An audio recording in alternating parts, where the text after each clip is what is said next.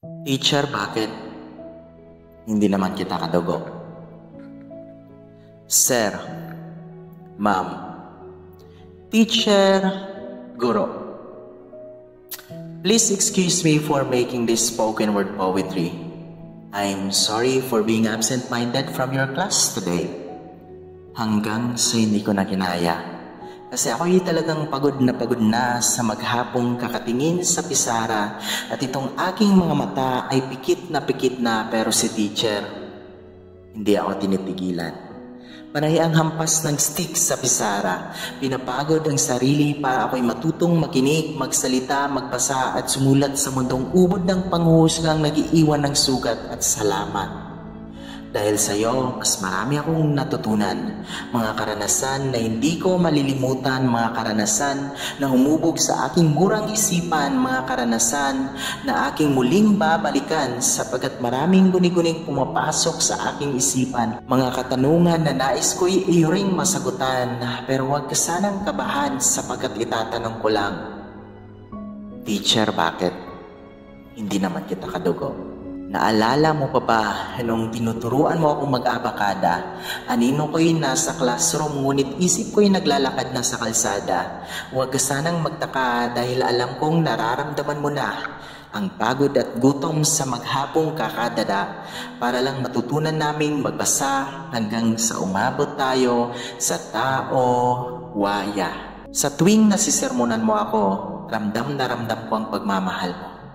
Pagmamahal ng isang magulang na ayaw mapahamak ang anak na hindi naman masyadong kagwapuhan. At ngayon, lubos ko nang naunawaan mga dahilan. Sa kabila ng pagiging guro ay may puso ka rin ng isang magulang. Buong pusong nagtuturo ng leksyon at lalapatan kami ng tamang disiplina kung kinakailangan. Teacher, napapagod ka rin ba?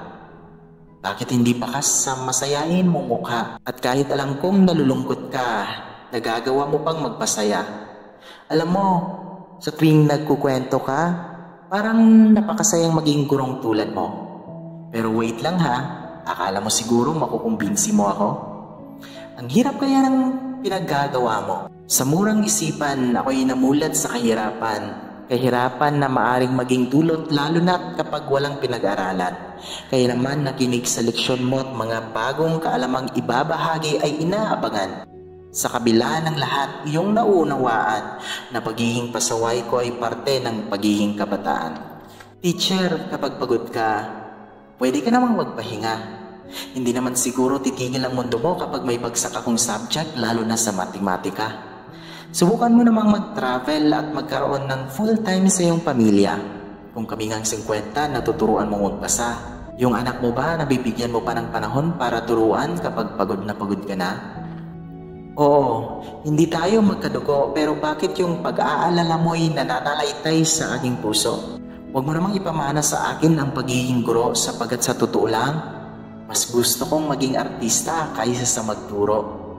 Pero akin ding napagtanto na hindi lahat ng magaganda at gwapo'y nag-aartista sa TV at nagiging bida sa kanilang mga movie. Karamihan nakasuot ang uniforme at nagtuturo gamit ang karunungan at masaya sa ginagawa kahit pa ang ulam ay paraging walang gravy. Kaya naman ako'y na-inspired at nag-decide na maging director sa sarili kong movie. Papamagatan kong ang teacher na dati mong estudyante.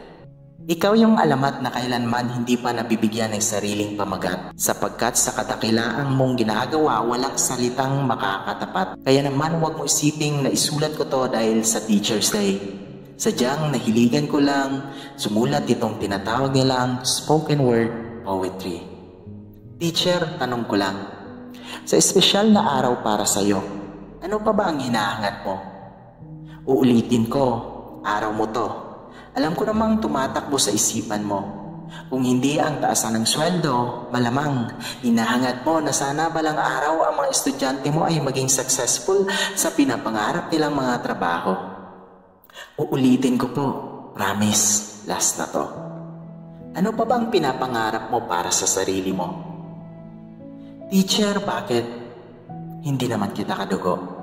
Tanong na sumasagi sa isipan ko at naisulat kong tulang to. Ikaw din ba pinangarap mo noon na maging guro o sadyang nananalaytay na ito sa iyong dugo?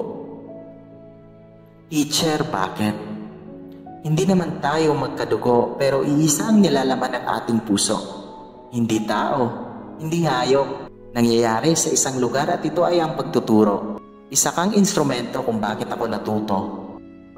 Maaring hindi tayo magkadugo, pero alam ko sa ngayon, inilaan ako ng Diyos para tulad mo, naging isang guro. Happy Teacher's Day to my fellow teachers, former teachers, and teachers all around the world. Bye. Thank you so much for watching.